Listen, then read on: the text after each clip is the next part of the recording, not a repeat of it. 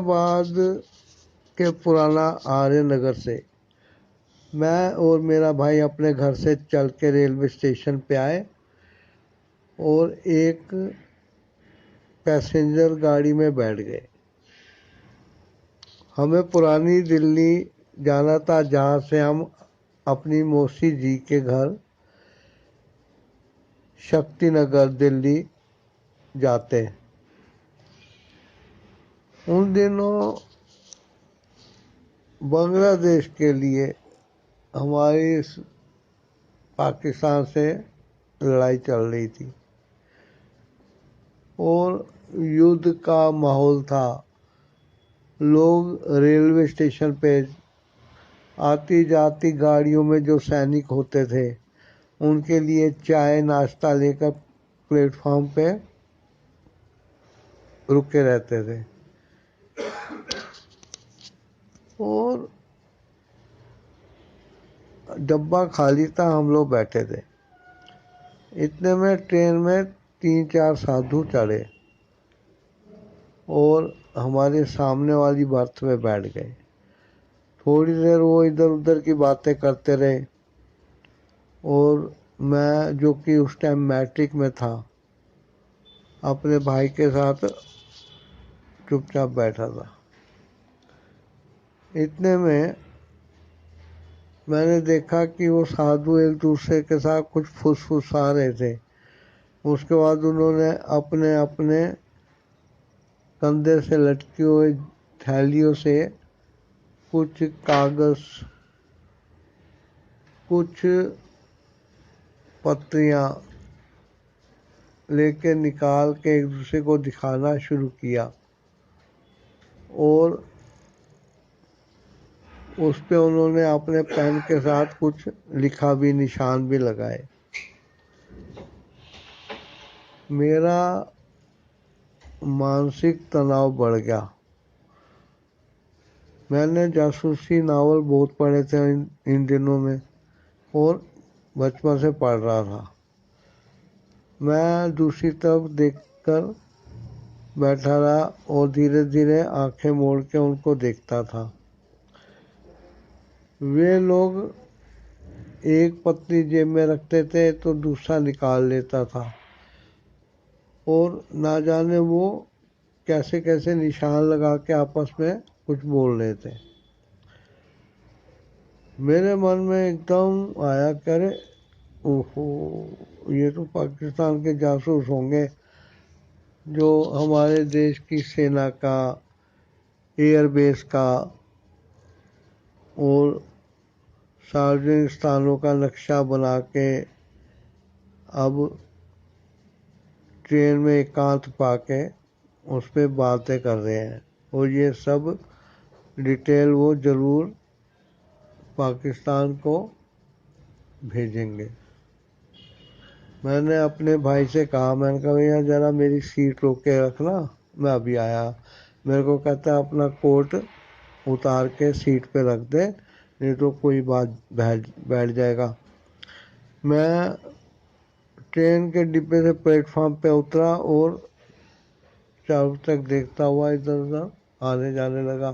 तभी मैंने देखा प्लेटफॉर्म के बीच में जो काउंटर बड़ा सा लगा था, एक एच व्हीलर एंड सन्स, जो एक बुक स्टॉल था जो बंद था, उस पे कुछ पुलिस वाले अपने डंडे जमीन पे टिका के उस काउंटर पे बैठे थे। मैं गया, डरते डरते मैं उनके पास खड़ा हो गया।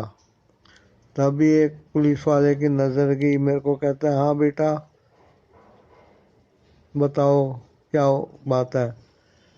तो मैंने उसको देख के थोड़ा पास आने का इशारा किया। मेरी बात सुनकर वो सारे पुलिस वाले जंप करके प्लेटफॉर्म पे खड़े हो गए और मुझे उन्होंने घेर लिया।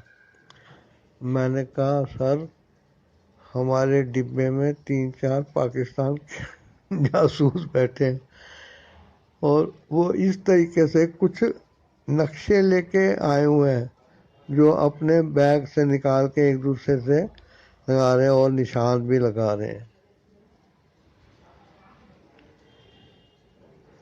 पुलिस वाले कहते हैं, अरे अच्छा, गाजियाबाद में पाकिस्तान के जाओ, चलो देखते हैं कहाँ पे है, चलो। मैं गया, दरवाजे के बाहर से मैंने उनको अंदर की तरफ इशारा किया। मेरे को कहने लगे आ जाओ अंदर। मैंने कहा नहीं सर, मैं यहीं खड़ा रहूँगा। और पुलिस वाले उस डिब्बे में चढ़ गए। मैं एक जो लास्ट में डिब्बे के अंत में टॉयलेट होता है, उसकी खिड़की की सलाखें पकड़ के मैं चुपचाप डरा डरा खड़ा था। तभी वो चारों पुलिस वाले डिब्बे के कंपार्टमेंट से प्लेटफॉर्म पे उतरे और मेरी तरफ देखते हुए खड़े हो गए। मैंने देखा वो अकेले थे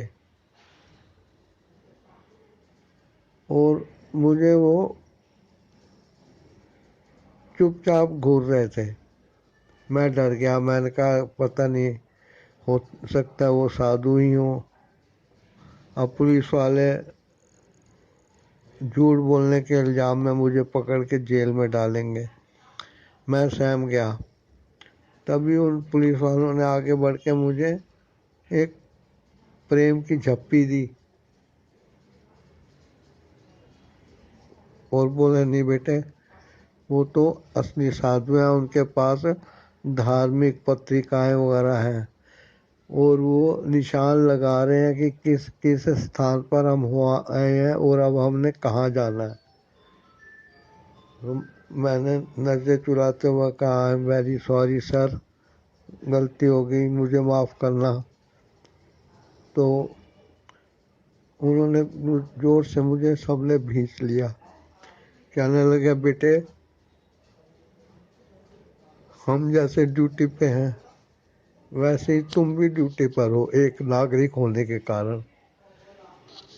ये बहुत अच्छी बात है कि तुम लापरवाह नहीं हो, आंखें मूंद कर नहीं चलते और तुम्हें लोगों की हरकतें देखकर ध्यान आता है कहीं वे देश के दुश्मन तो ना हो। इतना कह के उन पुलिस वालों ने मुझे कहा, जाओ बेटे अंदर बैठ जाओ। मैं डिब्बे में चढ़ा तो देखा मेरा छोटा भाई बड़े गुस्से के अंदाज में खड़ा था। मेरे को कहने लगा, कहानियाँ लिखता रहता है और ना जाने क्या क्या कल्पनाएं करता रहता है, इन साधुओं से तो माफ़ी मांगो।